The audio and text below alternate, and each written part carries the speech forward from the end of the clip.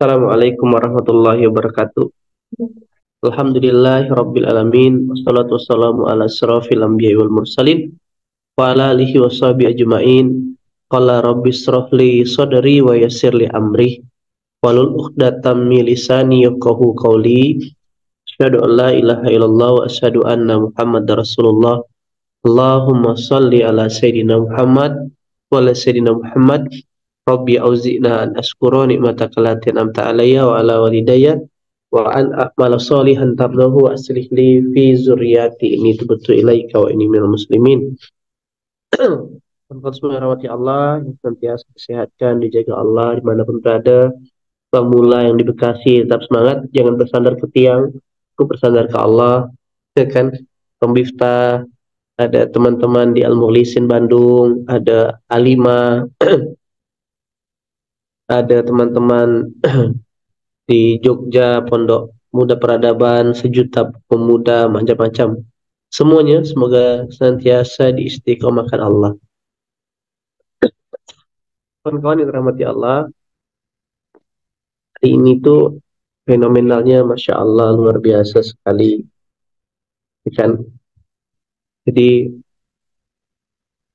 kita ngelihat fenomena hidup makin kesini itu makin orang tuh jauh dari keidealan akan keislaman.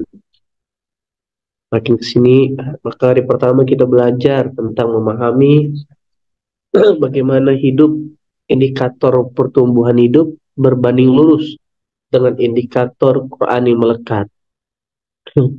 Kedua, semalam kita belajar terus ingat sama Allah. Oke, ingat, catat ya. Jadi saya juga jadi reminder.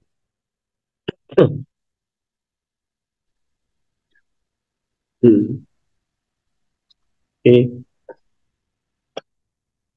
ingat sama Allah. Terus kita belajar juga bagaimana terus bisa baik sangka sama Allah, itu penting. Tetap bersyukur.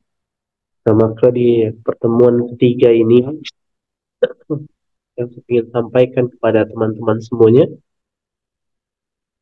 rasa-rasanya penting kan,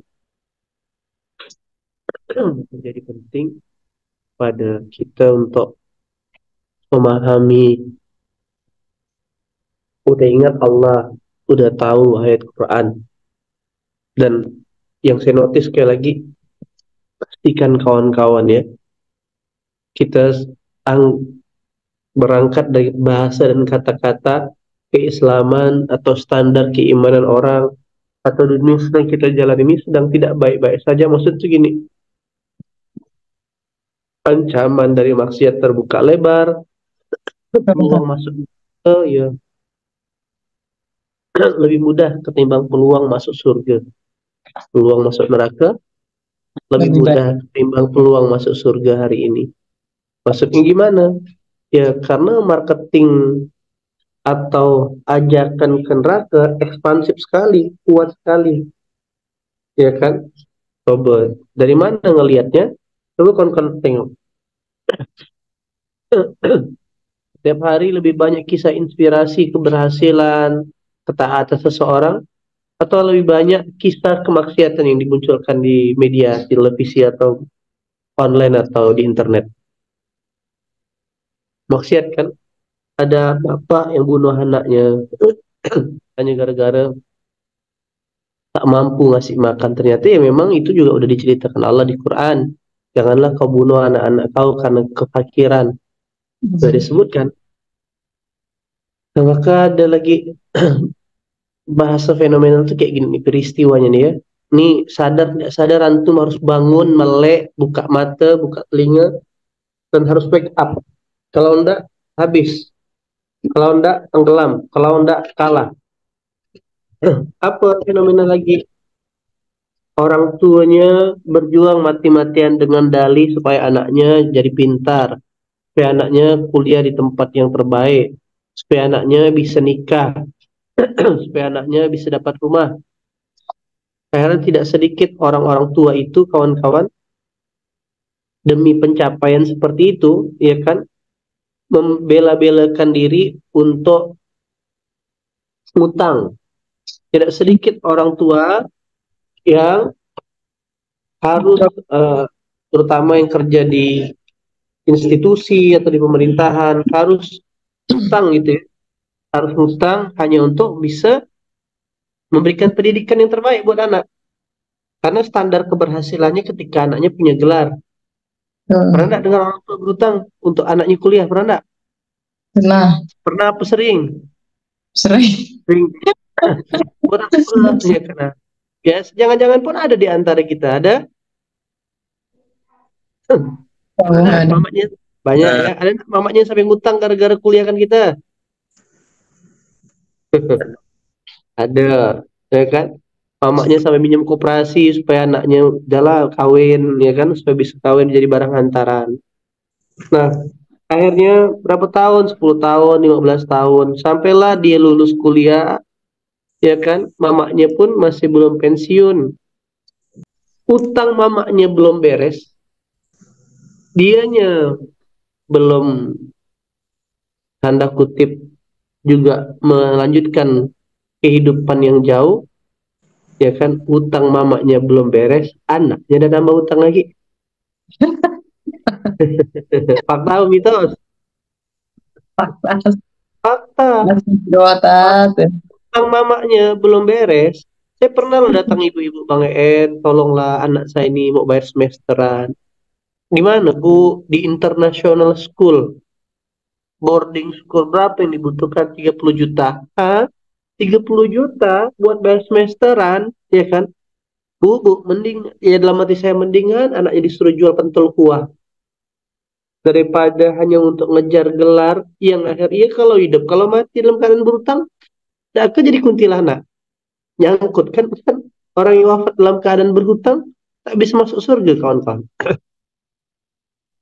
Dan akhirnya fenomenanya adalah hutang ibu orang tuanya belum selesai, anaknya udah nambah hutang lagi.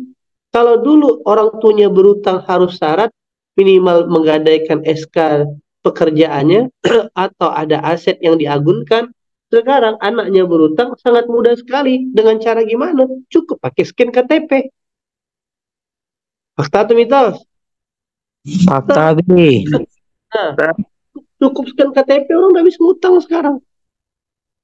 Maka hati-hati dalam memoto-moto menyebarkan KTP. Bahkan banyak modus sekarang. Jadi dia juga yang buat penjahat yang minjamkan hutangan adalah dia.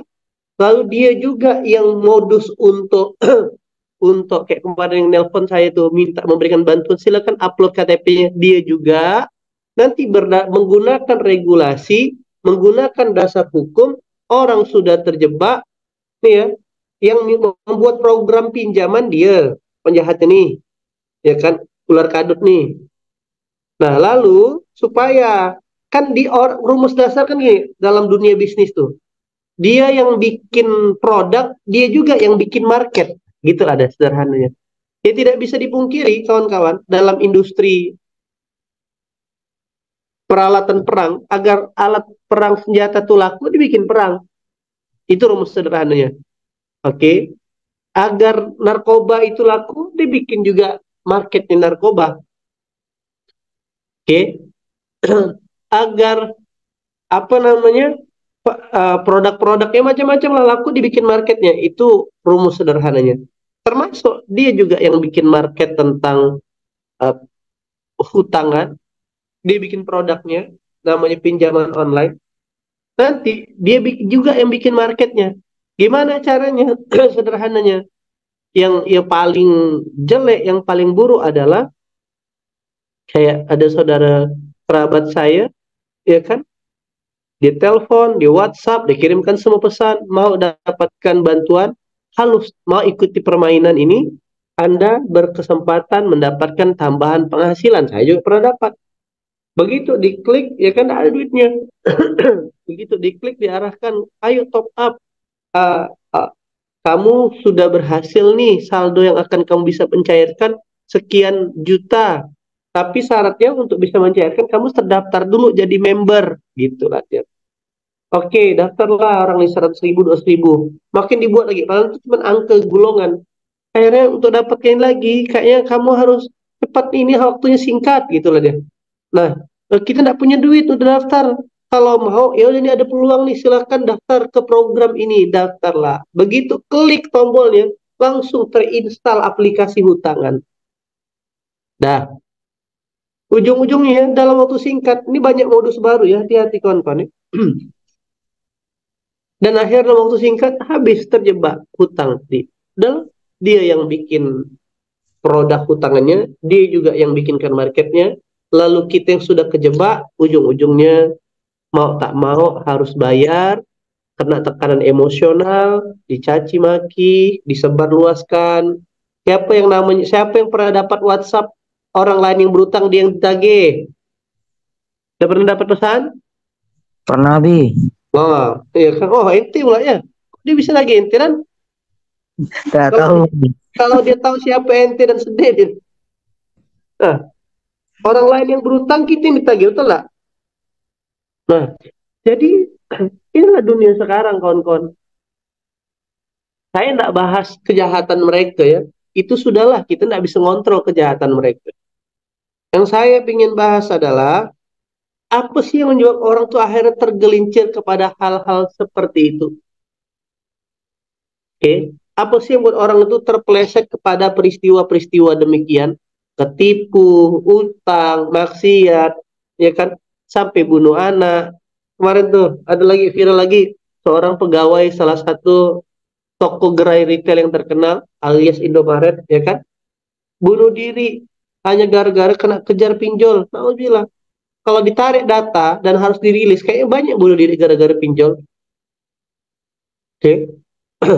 Yang sedihnya di video itu dia bunuh diri gara-gara pinjol, terus foto video suaminya pakai motor moge baru gitu lah, motor besar baru.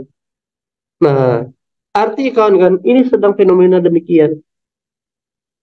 Nah, maka kita tarik, kita tak bisa. Jadi kata guru saya kita tak bisa apa namanya mencegah datangnya virus, datangnya wabah karena memang begitu sunatullahnya. Yang kita bisa lakukan adalah melindungi diri kita agar tak terkena wabah. Bisa mengontrol COVID kemarin? Tak bisa. Yang bisa kita lakukan adalah menjaga diri dengan imun yang kuat agar tak terkena COVID. Oke? Maka sederhananya adalah apa yang membuat orang tergelincir pada bab fenomenal hutang ini dan ini seolah-olah jadi biasa saat ini, ya kan? Apa yang membuat orang tergelincir pada fenomena hutang ini? Apalah kira-kira? Coba mikir. Apa yang membuat orang kejebak pada hutang? Tidak bisa Oke. menahan nafsu. Tuh. Ada gak yang gaya hidupnya jet set tapi tak berutang? Ada gak sebelum gaya hidup? Gaya hidup itu sudah faktor kedua. Oke, nafsu termasuk gaya hidup. Apa lagi kira-kira? Kan kita lihat banyak gak tuh teman-teman kita lihat saudara-saudara kita yang mungkin profesinya artis, profesinya orang profesional, gaya hidupnya jet set, tapi dia cukup gitu loh, ke cover kehidupannya. Hah? Keinginan. Mengikuti Oke. hawa, Hah? mengikuti hawa nafsu. Oh, tidak nafsu ya. Itu udah faktor kedua. Jadi hawa nafsu, dia oke dia punya hawa nafsu misalkan, tapi dia bisa mengontrol hawa nafsunya. Kadang kadang kita memang kita lihat dia berhasil kok juga tidak sedikit teman-teman saya yang saya kenal ya alhamdulillah. Contoh kemarin alhamdulillah ngobrol sama Mas Rey Bayang sama Kak Dinda habis beli properti lumayan fantastis harga rumahnya. Tanahnya saja hampir 8 miliar. Untuk anak seumuran segitu kan keren. Dan itu cash alhamdulillah. Ya karena Mbak Dinda atas izin Allah sekali foto saja, foto tangan di scanner 2 miliar. Foto wajah di Wardah 3 miliar. Foto kaki, kalau kita kan kaki biku, muka kusam. Ya kan tangan kurap, gimana lah. Nah, ketutup dan saya tidak menyebut itu sebagai hidup. Memang sudah standar mereka, sudah level mereka demikian. Terus apalah kira-kira yang membuat orang tuh kejebak utang jadinya? Yuk. tidak bisa menerima keadaan hidupnya saat ini. Oke. Apa yang buat dia tidak bisa nerima tuh? Saya mikir. Malas. Sedikit lagi, hampir mendekati balas saya, dikit lagi, dikit lagi. Tidak sabar, Hmm? tidak sabar, tidak taat, Pengen Kurang rasa syukur, Kiai. Bersyukur. Kurang rasa syukur. Disederhanakan. Ada kompetensi. Malas tuh sudah hampir dekat tadi itu. pengen instan. Ingin instan, hampir dekat lagi. Malas. Hampir lagi, hampir tak urut itu. Tidak pernah merasa cukup. Oke, Tidak saya mau sederhanakan. belajar. Apa yang membuat Tidak mau belajar. Apa yang buat Kak Dinda tadi itu di foto tangannya jadi 2 miliar? Apa lagi kira-kira? Lalai dengan rezeki Allah. Nah, itu yang paling tinggi ya. Tidak pernah merasa puas. Apa yang membuat Punya punya value. peluang. Oke, apa yang membuat dia tuh bisa difoto contoh? Apa yang buat nih contoh sederhana lah. Apa yang buat saya contoh kayak ya memang tapi saya tidak gunakan fasilitas itu. Kiai, Abi, ngundang Abi itu bayarnya berapa? Nah gitu loh. Orang-orang tuh ya kalau selevel saya mintanya 10 juta. Kalau saya pasti bilang enggak, usah. Punya value atau nilai, Abi. Punya value, punya keahlian. Orang yang berutang tuh pasti tidak punya keterampilan. Betul. Kalau dia punya keterampilan kayak tadi, dia punya keterampilan. Memang dia punya gaya hidup, tapi keterampilannya lebih besar daripada gaya hidupnya. Ke cover lah dia. Kenapa ayah sama Bunda Mawar di usia seperti sudah ideal, anak dewasa, atas izin Allah, ayah punya jabatan di pekerjaannya, Bunda bisa setiap nyuntik orang sejuta. Amin lah, kan? Nyuntik sejuta, ya sini aku suntik kata Bunda, kan? Nah, ayah setekeng, dapat doa, makasih Pak, ya kan? Nah, karena punya skill, punya keahlian, punya kemampuan, begitu kawan-kawan. Itu Nabi Idris punya keahlian menjahit. Nabi Daud punya keahlian menganyam baju bisi. Nabi Nuh punya keahlian. Nah, apa yang buat orang Tegal? Coba perhatikan. Kalau dia punya keahlian, tak mungkin. Oke, maksudnya ketika saya pribadi di kondisi memang tidak punya uang, bukan lagi bicara hawa nafsu, memang tak punya duit. Maka atas izin Allah, saya memicu diri saya untuk bisa punya keahlian. Apa keahliannya? Oh, jualan, dagang. Nah, itulah yang membuat saya atas izin Allah terselamatkan. Nggak gaya hidup pun, kalau orang tuh nggak punya keahlian, nggak punya spesifikasi, nggak punya kompetensi, kalaupun tidak punya gaya hidup, pasti otomatis dia harus menanggung jawab beban hidupnya. Betul nggak?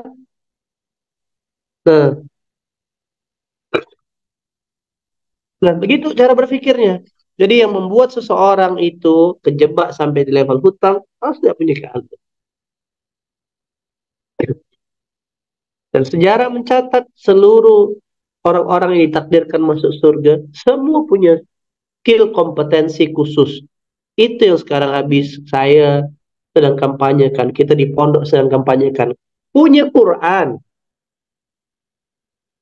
tahu Quran, tapi tak mampu mendeliver, tak mampu akhirnya gini, biar kita tuh tidak tidak salah menempatkan tauhid. Kiai, saya udah ngaji, sudah hafal 30 juz. Ngapain dia masih miskin? Malas. Jadi jangan pernah berpikir antum langsung punya Quran 30 juz, lalu antum langsung protes sama Allah. Kenapa hidup tidak adil, antum malas kok. Tidak punya keahlian. Nah maka, satu, kenapa penting? Karena gini, balik-balik lagi, sederhananya. Kenapa bab ini, tapi jarang dibahas. Sampai mindset akhirnya, adalah saya ini, gini jalan, saya jadi pelayan saja. Orang yang jadi Rasulullah tuh jadi pelayan, sudah mewakafkan dirinya, sudah selesai dengan dirinya. Ada orang jadi pelayan, tapi jadi beban orang lain. Memang enggak? Jadi pelayan, berkhidmat, tapi malah jadi beban tempat dia melayani. Kalau mau melayani dengan ikhlas itu, nothing tulus. Itulah yang jadi pahala di hadapan Allah. Coba lihat, kalau ditanya, siapa manusia paling ikhlas? Ya Rasulullah. Lalu gimana dia bisa sampai di puncak keikhlasannya? Itu kenapa Rasulullah umur 12 tahun diajarkan dagang dulu. Siapa sih yang ngedesain Rasulullah untuk ikut tamannya dagang? Kalau bukan Allah? Betul nggak? Kenapa dia masuk pondok pesantren dari umur 12 tahun? Kenapa dia langsung suruh belajar ya? Ada kok Taurat udah ada waktu itu, Injil sudah ada. Bisa nggak kira-kira? Bisa. Ini salah mindset air renung. Iya, kenapa dia udah lulus 30 juz? Udah bergelar ini, tapi kok gak punya karya ya? Dia meninggalkan satu step puzzle kehidupan. Bisa enggak waktu itu? Kan agama Samawi sudah ada. Agama Ibrahim sudah ada. Injil sudah ada, Taurat sudah ada. Belajar ya lah itu, dosa dagang gitu loh. Boleh nggak kira-kira? Boleh kan? Tapi kan tidak demikian didesain sama Allah. Bisa nggak kira-kira? Ini kesalahan kita cara berpikir. Sehingga ketika Rasulullah, maka kenapa orang tua wajib punya skill, punya kompetensi? Satu, biar dia bisa menjalankan tugasnya, ya kan? Saya baca tuh, ada tulisan bagus dari seorang mana tadi kan? Dari tadi ya.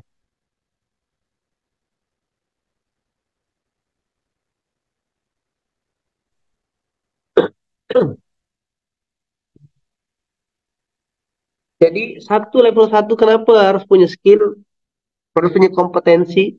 Karena itulah yang jadi jalan asbab untuk menjemput rezeki. Kenapa penting demikian? Karena satu, biar kita tidak jadi beban untuk orang lain.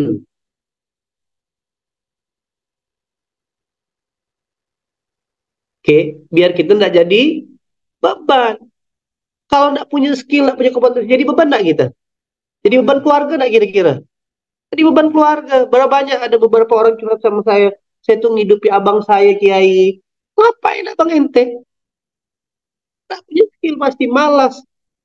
Ngidupin keluarga, ngidupin ini. Dia udah benar, tapi yang saya koreksi adalah keluarganya ini tadi loh. Kalau orang tuh tidak punya skill, pasti jadi beban. Yang kedua, kenapa harus punya skill? Tadi, supaya tidak jadi beban secara personal. Yang kedua, biar bisa berkontribusi.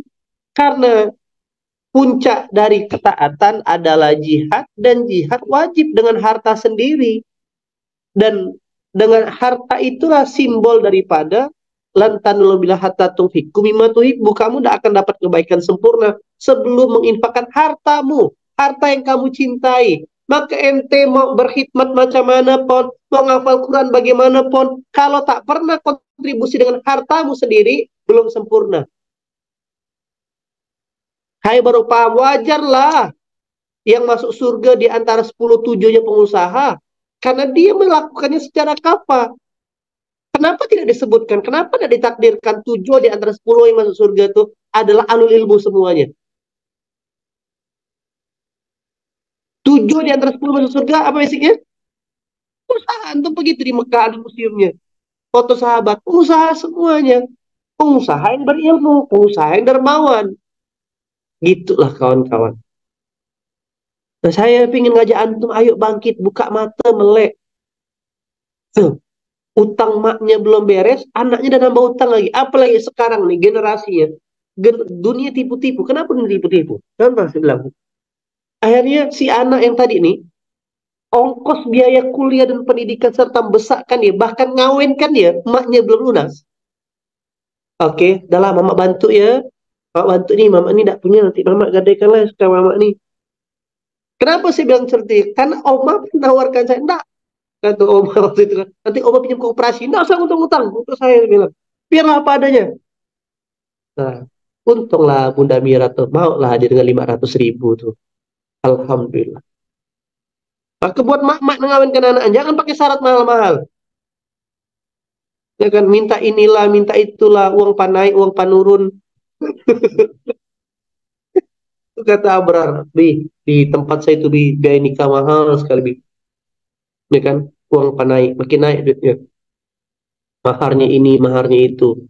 Nah, itu yang membuat akhirnya orang tuh jadi ini, apa namanya, terjebak dengan hutang, begitu kawan-kawan. Yuk kita bersikap kalau punya uang tak apa-apa, itu budaya yang bagus, ikutilah tradisinya.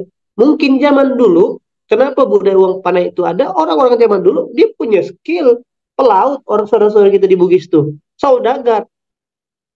Oke, sekarang mungkin tidak sedahsyat dahulu gitu loh kan. Tapi yang direkamnya adalah budaya yang itu. Nah, maka utang orang tua belum beres, anaknya nambah utang, lalu tambah lagi, janganlah menikah ya.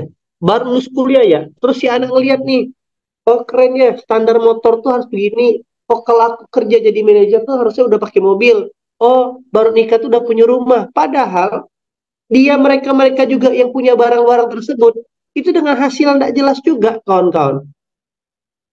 Kenapa sih bilang demikian? Kurang ke data masyarakat lebih daripada 70 juta rakyat Indonesia terjebak pinjaman online. Oke, akhirnya yang kita contoh mereka yang punya motor, yang kita contoh mereka yang punya mobil, yang kita jadikan standar mereka udah punya rumah, padahal mereka ngutang semua juga. Akhirnya kita ikut-ikutan ngutang, jebret.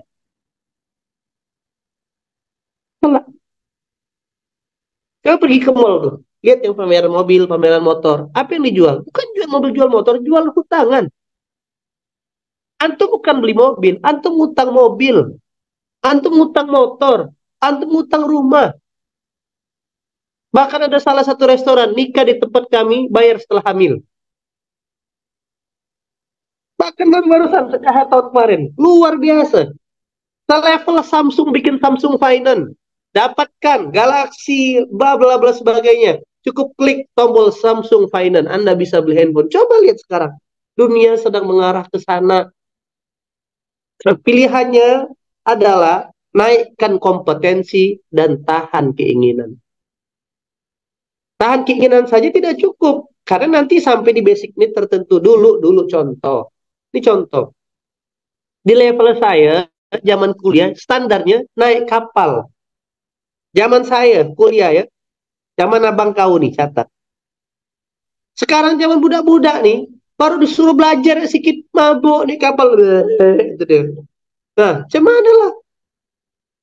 Gaji 1,5 juta. Naik pesawat 1 juta. Balik Pontianak tinggal 500.000. Hidup masih sebulan. Nah, nggak berhitung ya. Apapun lah nanti, biar kami. Nah, apa yang dijual? Kenyamanan. Kenapa? Karena dia nengok orang pakai pesawat dulu tuh bagi saya. Naik pesawat 1 juta dari Jogja ke Pontianak itu udah mahal sekali kawan-kawan. Karena naik kapal saya cukup 300.000, sisanya untuk makan saya 2 minggu. Kayak gitu ngitungnya. Beda standar dah sekarang nih, beda standar. Betul lah. Dulu, sekarang siapa yang handphonenya masih 1 juta? Ada nggak kira-kira? Mana ada dah handphone yang RAM 2 giga. Selevel anak-anak yang minta dah all-like dah. 3 juta, 4 juta. Tidur aja dia tuh. Mana ada dah handphone yang 1 juta. Yang pakai advance, Mito, Pro. Sana nggak kira-kira? Gaji 2 juta, handphone 4 juta. Gimana lah kira-kira? Berarti 2 bulan tak makan deh. Hanya gara-gara handphone tuh loh. Untung saya handphone kena kasih. Alhamdulillah. Nah, coba lihat. Kacau nggak dunia hari ini? Gaji 3 juta. Handphone. Tengok yang betul tuh Agus. Gaji 1 juta. Motor 700.000. Sekali ekol. Nah, hati-hati. Maka apa pesannya adalah naikkan kompetensi. Harus punya skill. Akil harus punya skill. Agil harus punya skill. Bang Soki harus punya skill. Ya saya enggak takut ngelepas seri. Selepas dari ke Papua. Bisa ngesut dia. Kakak, sudah nampak itu. Kangguru. Mari kita shoot kangguru. Bisa hidup ya. Tambah dia bisa joget-joget lagi. Gitu deh kan. Tapi kalau tak punya skill. Bang Yaya bisa kejar ngaji. Akhirnya apa? Profesi yang menarik sekarang. Jadi ojol. Itu pilihan. Saya tidak sedang menyalahkan atau merendahkan profesi itu. Itu gara-gara kita tak mau berdaya. Allah sudah kasih kesempatan banyak hal untuk kesempatan kita belajar, kawan-kawan. Banyak kok. Tidak ada yang awat-awat Bang Eris. Cuman sih nyeting kamera tuh. Iya kalau Eris masih hidup. Kalau besok meninggal, tak ada lah. Yang lapis ini gini. belajar peka. Gitulah cara saya. Kalau zaman kita kecil itu Bunda Mara pernah dengar bahasa ngecek. Ngecek itu ada apa, ikut, tengoklah. Ah, gitu tuh. Itu cara satu. Kalau nggak punya duit untuk belajar, ikut apa yang nggak bisa bantu bang, tengoklah bang. Harus. Malam saya lagi jam 11 brainstorm Nabil. Sama Nabil. Alhamdulillah Kiai, salah satu channel YouTube, dua channel YouTube saya yang belum saya publiskan sudah tembus di atas 1 juta subscriber. Yang satu udah 7 juta, yang satu sekian juta. Oke Bil, kita boleh kasih nikah Kiai. Ah, betul dia. Kita boleh kasih nikah Kiai. Memang ada calonnya. Ada sih Kiai yang ngejar-ngejar. Yang ngejar Nabil nih ngeri. Bukan orang kaleng-kaleng. Wajar lah, diam-diam ya dia. Yang sedang mengejar dia adalah orang yang kerja di perusahaan multinasional sebagai auditor. Dia terkesima gara-gara ngeliat Bang Nabil dampingi Kiai EN. Pinginlah dekat ngaji, nengok kontennya, macam ya ente Bil. Allahu Akbar. Dikejar. Sampai ada cek cewek itu bilang kayak gini. Nah, Allah Kiai, tapi Kiai ceritakan Kiai. Tidak apa-apa, saya mau cerita ini Ibro. Ketika antum sudah naikkan skill, pasti antum kena kejar. Akhirnya Ahmad bilang seperti ini. Bang Nabil, ya kan saya nih kemarin tidak jadi nikah yang sama si Ano. Saya kayaknya pengen dapat lingkungan kayak Bang Nabil, bisa dekat sama Kiai. Mau ke Bang Nabil jadi suami saya. Lagi besar kepala Nabil nih. Lagi besar kepala dia. Ketawa kayak Erli kan. Rasa kita yang nolak-nolak Nabil. Kan? Dia gini daun sekarang. Mana dia? Senyap deh. Bulat bulu naik daun. Habis bilang tenang Bil. Barang ini boleh gopo. Tenang. Itulah dunia. Abi pun pernah gak kayak begitu. Tidak besar kepala. Tenang-tenang loh. Sudah waktunya memilah-milih. Nah, kenapa demikian? Tadi tuh ketika kita tuh secara otomatis menaikkan kompetensi, alam semesta tuh akan mendatang mensupport kita kawan-kawan. Itu sudah rumus sunatullahnya. Ketika kita menaikkan kompetensi, pasti alam semesta tuh akan mensupport kita. Datang bagaimana hukum sunatullahnya mutiara, pasti dicari orang walaupun di dalam. Nah, maka ayo update kompetensi, update kemampuan. Ini bukan, jadi coba perhatikan. Kalaulah Rasulullah setelah hijrah ke Madinah, gayanya masih sama seperti di Mekah, kawan-kawan. Tidak pernah berpikir bangun pasar, tidak pernah berpikir membangun gedung yang besar. Maka jangan-jangan Islam cuma ada di Saudi gitu loh. Karena ada fase manajemen, mau berpikir, mau mengembangkan. Maka saya bilang, mengurus organisasi, memiliki kompetensi, itu bagian daripada. Belum bang, boleh minta doa enggak biar tahunnya aku nikah, tapi calonnya belum ada. Kang Reja Wardana, insya Allah Allah kasih jodoh yang terbaik. Ini banyak calon aku di sini nih. Tinggal pilih ya, insya Allah. Nah, maka itu pesan saya kawan-kawan, mengerikan. Sekarang ujung-ujungnya kalau orang menampilkan hal itu semua, dia akan kegilas dari pertarungan itu. Ujung-ujungnya jadi beban. Nah, maka dalam rangka menaikkan sambil kita belajar, punya skill, punya kompetensi, ya kan? Dalam perjalanan menuju ke sana, pakai itu sabar-sabar, bertahan dulu, survive dulu gitu. Kalau tidak, habis. Itulah kenapa ada kata-kata kowi dalam Quran. Kowi itu kuat, terutama laki-laki tugasnya. Harus kuat, harus punya skill. Nih ayatnya. Oke, toh kita lihat ya. Baru kita masuk ayat Qurannya. Surah, salah satu ayatnya menunjukkan skill itu juga dicontohkan oleh para nabi kita. Surah 34 ayat 13.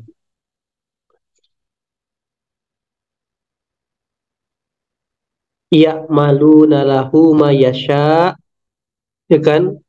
Mereka para jin itu bekerja untuk Sulaiman sesuai dengan apa yang dikehendakinya. Berarti Nabi Sulaiman punya skill lah.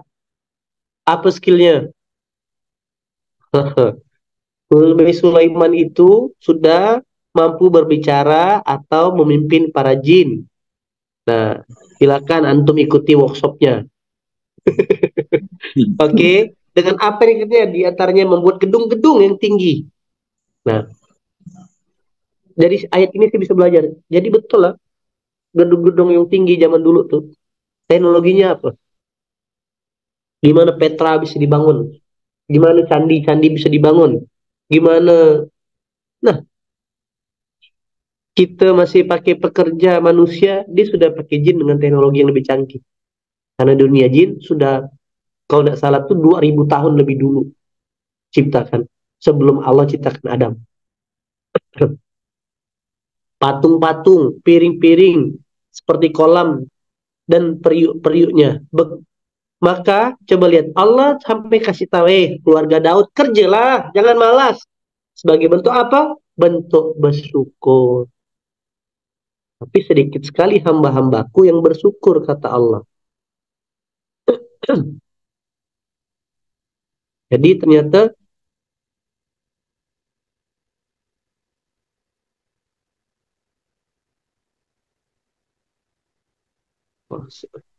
nah, dan Allah pertegas lagi tentang Nabi Daud ini. Jadi Allah ambil contoh Rasul atau Nabi yang paling kaya. Gitu aja. Nah, coba lihat bukti Nabi Daud, Sulaiman tuh punya kompetensi. Isbir ala ma yakuluna, bersabarlah atas apa yang mereka katakan. Wazkur abdana, dan ingatlah akan hamba kami Daud, ya kan? Abdana Daud, dal aidi innahu awab, yang mempunyai kekuatan. Berarti punya kompetensi tidak sekali lagi dia? Dia cuma nabi yang cuma bisa menceritakan kitab, atau nabi yang juga punya keahlian? Punya keahlian. Ya. Nah, maka yuk 2024 nih, antum mau nambah ilmu apa? Itu pesannya. Mau upgrade ilmu apa? Belajarlah, investasikan. Yang sedang fokus dengan Al-Quran, begilalah dengan Al-Qurannya. Nah, yang sudah,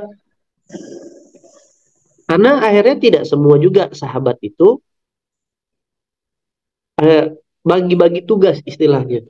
Nah, maka semua harus ngambil peran, naikkan life skillnya. Kalau tidak, habislah, kalah kita. Kita akhirnya jadi orang menyusahkan orang. Kita tak bisa berkontribusi.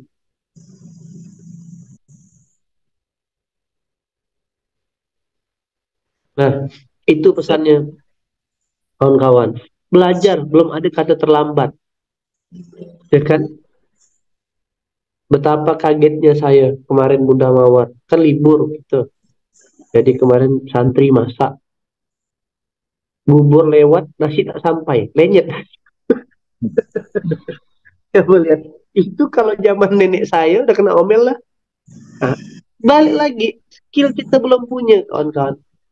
Hal-hal basic. Belum punya dandang terbalik. Airnya naik masuk ke kolam beras tuh. Apa-apa belajar gitu ya. Nah, saya nengok Ahwat tuh motong bawang. Alamak, sudah motongnya. Nah, kan kayak gitu. Jauh memang. Kenapa? Karena zaman saya tak punya hiburan. Apa gitu, Muda Mawar dulu. Hiburannya tuh main paling kapok kaleng. Ya kan, perosotan. Sekarang banyak hal yang membuat kita malas. Oke. Udahlah malas, terhiburkan, terus pingin dapat duit instan. Afwan, dulu ini jahat ini fakta ya. Dulu prostitusi itu terlokalisasi satu tempat. Sekarang prostitusi terbuka lebar dengan online. Isinya mahasiswa. Nauzubillah. Namanya cuma 1 juta. Kosan 500.000. 500.000, emaknya bilang hemat-hemat ya dek, 15.000 lah aku makan sehari. Kopi 50.000 dah warung kopi. Tengok kawan pakai iPhone, kawan ganti baju baru, kawan ini, kawannya pun ngutang. Si utang nih ngutang nggak, sini ngutang nggak, akhirnya itu jadikan contoh semuanya.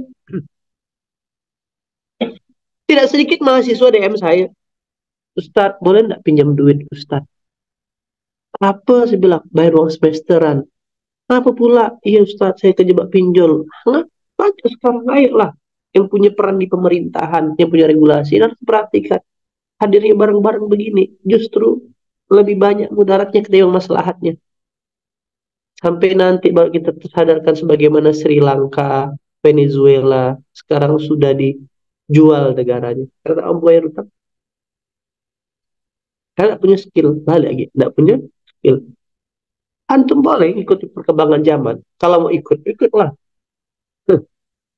Ya agak keras, biasanya ngajak kawan-kawan tuh tumbuh, sadar, bangun. Kalau enggak nanti, apa yang diceritakan nih, ya saya bercerita ini karena sudah banyak, ada peristiwanya. Yang belum ngalamin, jangan sampai ngalamin. Mamanya belum selesai utangnya, anaknya belum sempat balas bakti ke orang tuanya.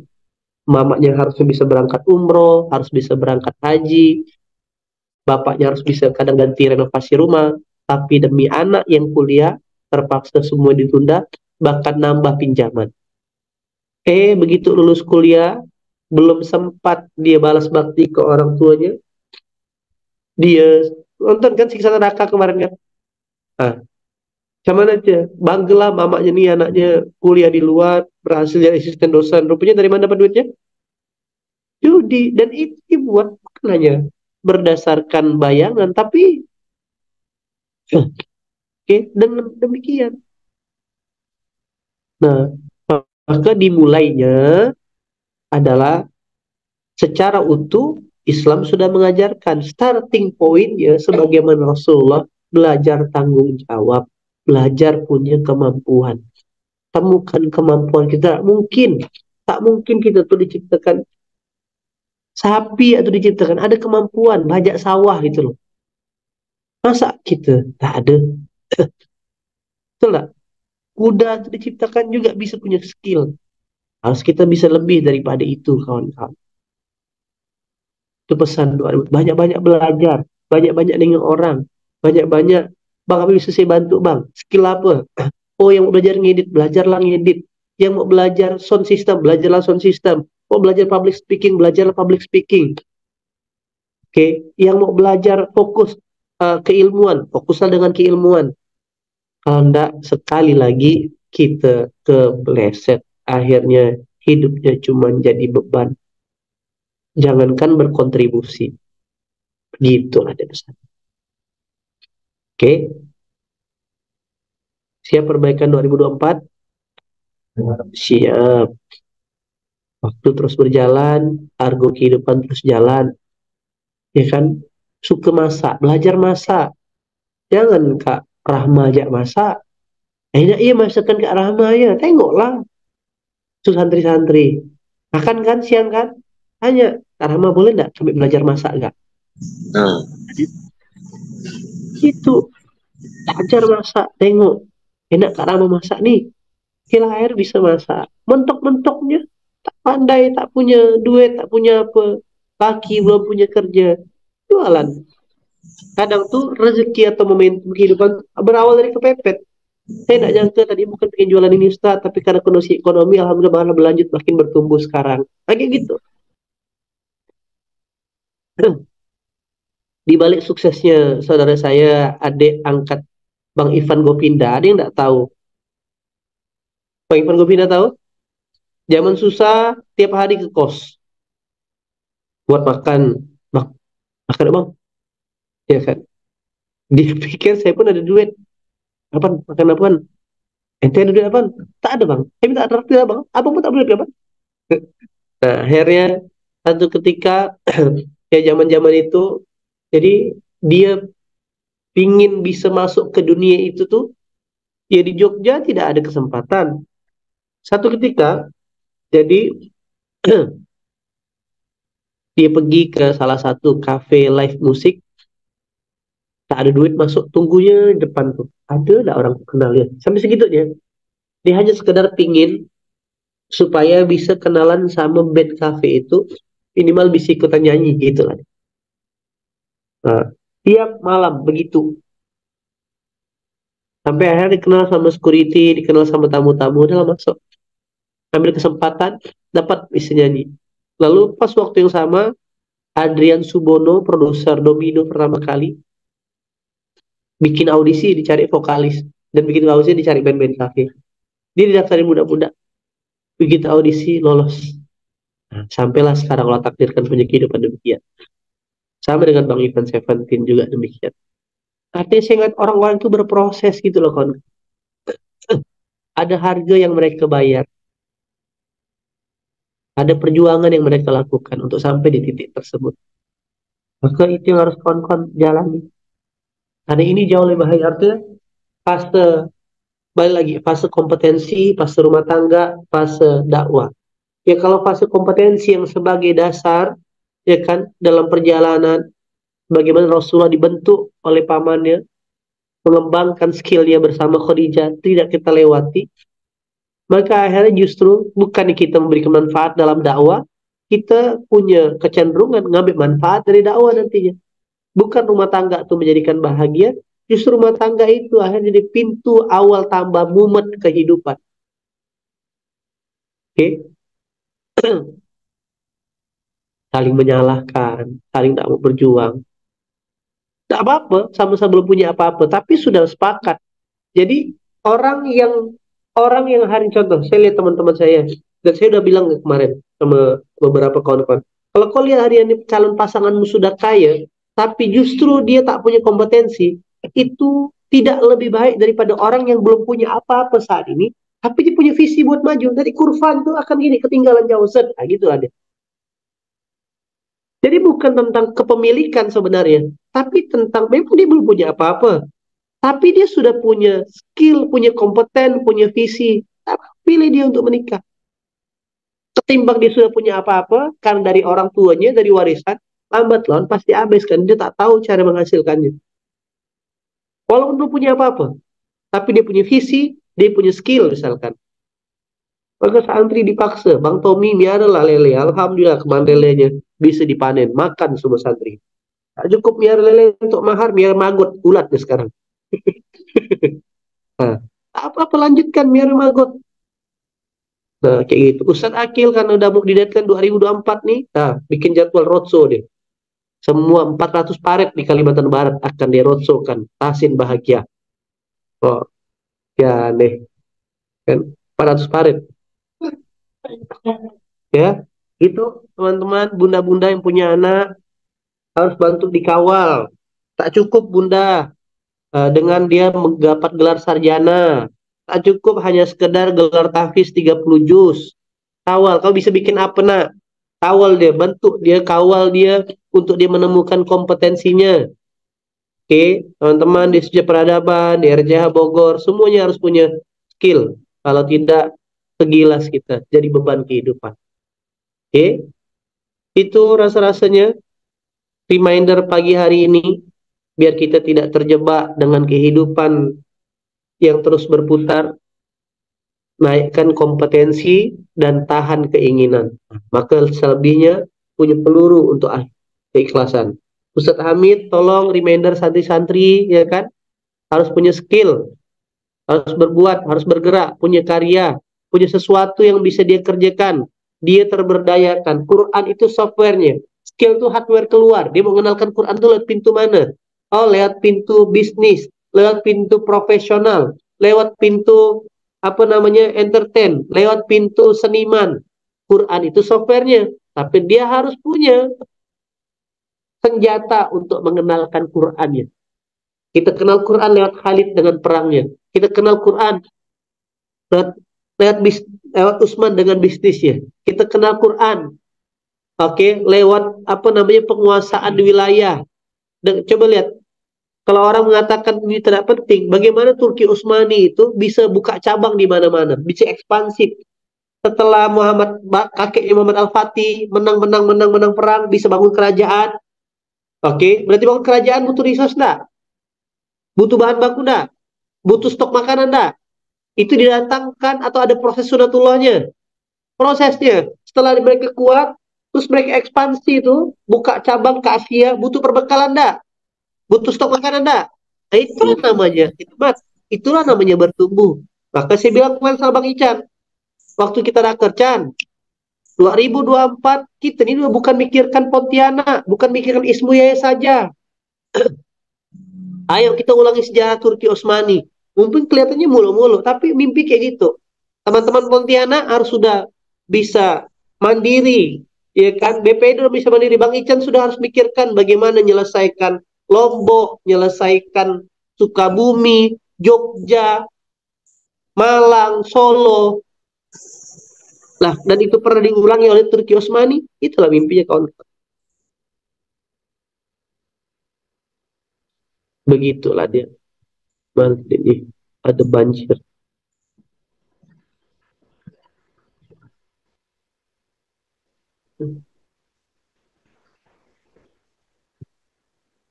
Ada banjir di Kabupaten Kerinci. Insyaallah.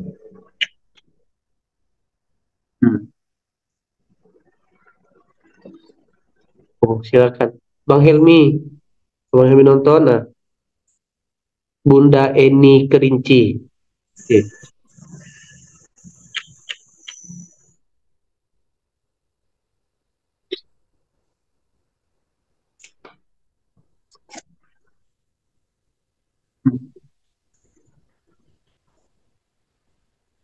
Siap, nanti Bunda Eni hubungi Bang Helmi ya untuk program Sidak Solidarity. Nah, tuh kita bantu saudara kita. Itulah kenapa kita berkontribusi supaya setiap ada peluang kita bisa support kawan-kawan. Baik, itu yang bisa disampaikan pagi hari ini. Semoga ini men-trigger kita, membangunkan kita dari tidur kita yang panjang, ya kan? Ini membuat kita sadar akan dunia, untuk beginilah dunia itu sedang berjalan. Kalau tidak, maka kita akan kalah. Betul lah Bang Nabil? Jangan serius benar Bang Nabil. Serius pula dia, jangan tegang-tegang, tenang ya. Nah, semakin kopi ya. Nomor WA, Bunda ini silakan cantumkan nomor WA-nya. Nah, Bang Helmi silakan di follow up ya. Baik, begitu kawan-kawan, yang baik-baik dari Allah, yang kurang dari saya pribadi. Semoga bermanfaat, semoga membuat kita terus bisa berkontribusi. Ayo, ya kan, naikkan. Belum ada kata tambahan. Kami yang tua-tua gimana Kiai? Ingatkan anak cucunya. Terus jadilah, mintalah sama Allah di akhir hayat ini tidak menyusahkan banyak orang. Ya kan? Apa yang masih bisa dikerjakan, kerjakan. Tetap berbuat untuk agama Allah. Assalamualaikum warahmatullahi wabarakatuh.